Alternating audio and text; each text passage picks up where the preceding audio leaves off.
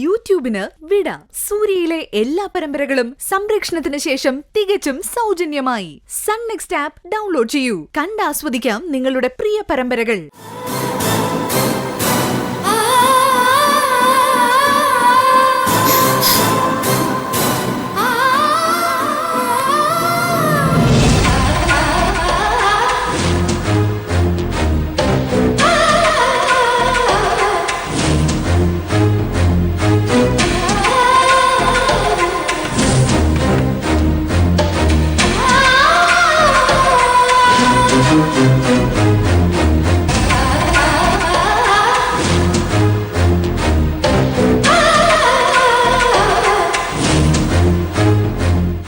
എടോ മതി, ആ സാധനങ്ങളൊക്കെ എടുത്ത് അകത്തോണ്ട് വെച്ചേ.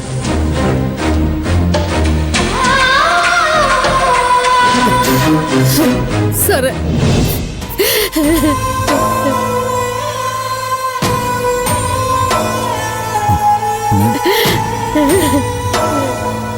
ചന്ദ്രദാസ് പറഞ്ഞതുകൊണ്ട് മാത്രമാണ് ഞാൻ ഈ വിട്ടുവീഴ്ച ചെയ്യുന്നത്.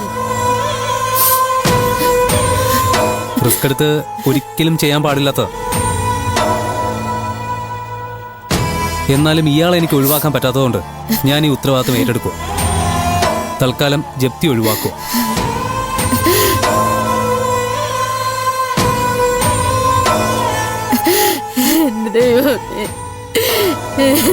ആറ് മാസത്തെ അവധി കൂടി ഞാൻ തരാം. അതിനുള്ളിൽ തുക തിരിച്ചടയ്ക്കണം. വെറുതെ എന്റെ പണി കളയരുത്.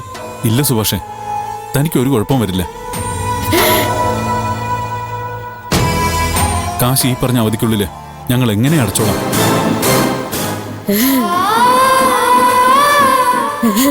വാടോ പോട്ടെ ചന്ദ്രദാസേ.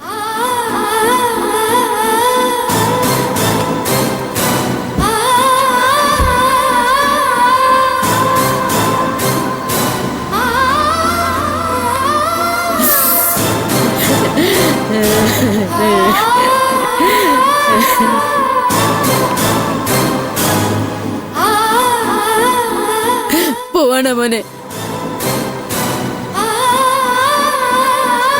അതല്ലേ നല്ലത്.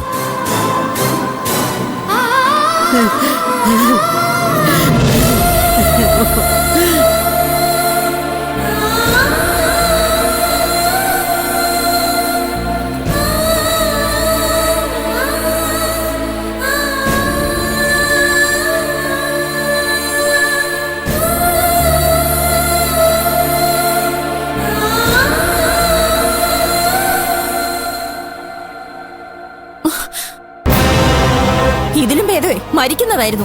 അതിനെന്നെ കിട്ടില്ല, നേരത്തെ ഞാൻ പറഞ്ഞതല്ലേ. എനിക്ക് ജീവിക്കണം. അതിനുവേണ്ടി ഞാൻ ആരുടെയും കാലി പിടിക്കും. പിന്നെ ചന്ദ്രൻ എനിക്ക് അന്യനൊന്നും അല്ലല്ലോ, എന്റെ സ്വന്തം മരുമാനല്ലേ. എന്റെ ഭർത്താവായപ്പോഴല്ലേ അമ്മയുടെ മരുമോനായത്. എനിക്ക് വേണ്ടാത്ത എന്റെ ഭർത്താവിന് അമ്മയ്ക്ക് എന്തിനാ? അമ്മയ്ക്ക് വലുത മകളാണോ അതോ മരുമകനാണോ? മരുമോൻ തന്നെയാ. എന്താ തർക്കം?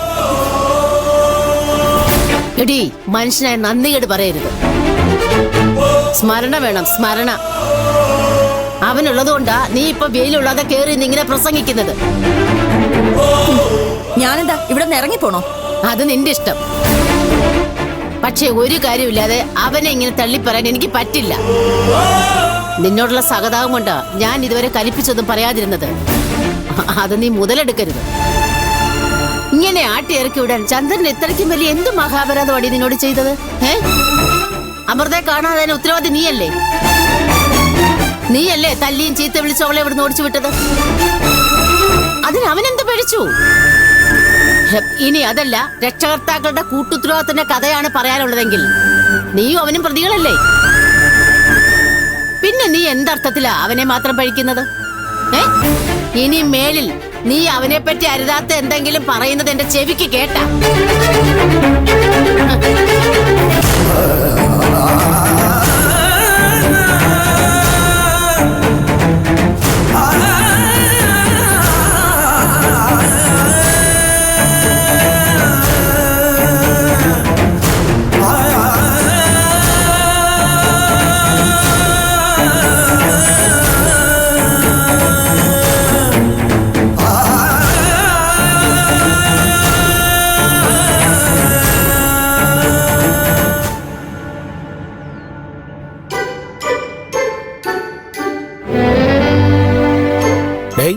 ഇത് പിള്ളേരുകളെയൊന്നും അല്ല ജയ, വളരെ സീരിയസ് ആയിട്ടുള്ള മാറ്ററാ.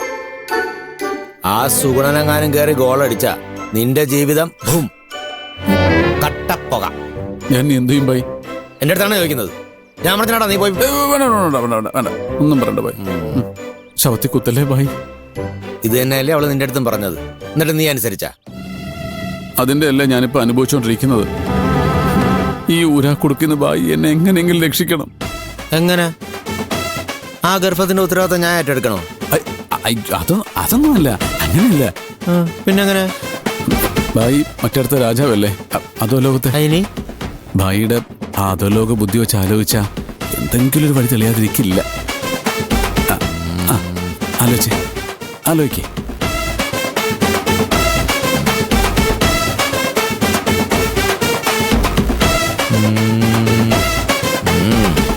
വഴിയൊക്കെ ഉണ്ട്. എങ്കി വേഗം പറയടാ. അല്ല പറ ഭായി. അവൻ ചോദിച്ച 5 ലക്ഷം രൂപ നീ ഞാൻ കൊടുത്തേക്കുക. അടിപൊളി. അത് കൈയില്ലാത്തോണ്ടല്ലേ ഞാൻ ഈ കാല് പിടിക്കാൻ വന്നത്. എടാ, കാശില്ലാത്തവനൊന്നും ഈ പണിക്ക് പോകരുത്. പോയില്ലേ? നീ വിചാരിച്ച കാശൊക്കെ ഉണ്ടാവും. ഞാൻ വിചാരിച്ചാലോ? ചുമ്മാ നടക്കുന്ന കാര്യം വല്ലം പറ ബായി. 5 ലക്ഷം രൂപയെ ബായിക്കറിയോ, ഞാൻ കൊള്ളാവുന്നൊരു അടിവസ്ത്രം വാങ്ങിച്ചിട്ട് വർഷം 1 ആയി. അത്ര ഗതികേടില്ല. അപ്പൊ ഇതൊന്നും ഇല്ലാതെ നടാ വൃത്തികെട്ടവന്. നീ ഒരു കാര്യം ചെയ്, മാണിക്യമംഗലത്തെ ഏതെങ്കിലും കമ്പനിയുടെ ലൈസൻസ് എന്റെ കയ്യിലോട്ട് താ. ഞാനത് പണയം വെച്ച് കാശാക്കി തരും. അയ്യോ, ഇട പേടിക്കണ്ട. ചതിയും വഞ്ചന ഇല്ലാത്ത നല്ല 1-ാം തരം പാർട്ടികൾ എന്റെ കയ്യിലുണ്ട്. കാശുള്ളപ്പോ നീ തിരിച്ചു കൊടുത്താ മതി. അല്ല, അതിന് കടലാസ് കേട്ടന്റെ കസ്റ്റഡിയില്ല. എന്നാ പിന്നെ ചേട്ടൻ വന്നിട്ട് ഗർഭം കളിക്കാം. എന്തോ ഭായി. എടാ, ഇനി നിലവിളിച്ചിട്ടൊന്നും കാര്യമില്ല മോനെ, നീ പെട്ടു. അങ്ങനൊന്നും ചാടിക്കറി പറയല്ലേ ബായി. അങ്ങനെ പറയും ബായി. ഇങ്ങനെ നോക്കല്ലേ, ആലോചിക്കട്ടെ. ഞാൻ എന്തായാലും ഒന്ന് നോക്കട്ടെ. നോക്കിയാ പോരാ, കണ്ടുപിടിച്ചോണ്ട് വരണം. അറിയാലോ, ഇത് നിന്റെ ജീവിതമാണ്. ജീവിക്കണോ വേണ്ടെന്ന് നീ തീരുമാനിക്കണം.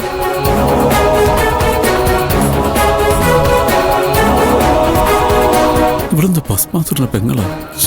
തൊട്ട കാശ് പോക്കാണല്ലോ. കൂടെ ഇവനും. മൈഥിലി, എന്തു വേണം? നിനക്ക് എന്നോട് കടുത്ത തെറ്റിദ്ധാരണയാണെന്ന് എനിക്കറിയാം. പക്ഷെ മൈഥിലി, നീ ഒന്നും മനസ്സിലാക്കണം. ആ തെറ്റിദ്ധാരണ ഇവിടെ ചിലര് മനഃപൂർവ്വം ഉണ്ടാക്കിയതാ. ആണോ? സോറി, ഞാനത് അറിഞ്ഞതേയില്ല. നീ എന്നെ പരിഹസിച്ചതാണെങ്കിലും നിനക്ക് ചുറ്റും നടക്കുന്നതൊന്നും നീ അറിയുന്നില്ല. ആവശ്യമില്ലാത്ത കാര്യങ്ങളൊക്കെ നമ്മൾ എന്തിനാ അറിയുന്നേ? ആവശ്യമുള്ള കാര്യങ്ങൾ അറിയുന്നതിൽ തെറ്റില്ലല്ലോ. എന്താണാവോ ഇത്ര അത്യാവശ്യമുള്ള കാര്യങ്ങൾ നിങ്ങൾക്ക് എന്നോട് പറയാനുള്ളത്? എന്റെ ഭർത്താവിന്റെ കുറ്റമാണെങ്കിൽ എനിക്കത് കേൾക്കണ്ട. കുറ്റമല്ല, നീ നിർബന്ധമായി അറിയേണ്ട ചില സത്യങ്ങൾ. നിനക്കറിയോ, നീ കൊട്ടിഘോഷിച്ച് തലയിൽ കൊണ്ട് നടക്കുന്ന ആ വേലക്കാരിയുടെ വയറ്റിൽ കിടക്കുന്ന കുഞ്ഞിന്റെ അച്ഛൻ ആരാന്ന്? ഇതാണോ ഇത്ര വലിയ കാര്യം?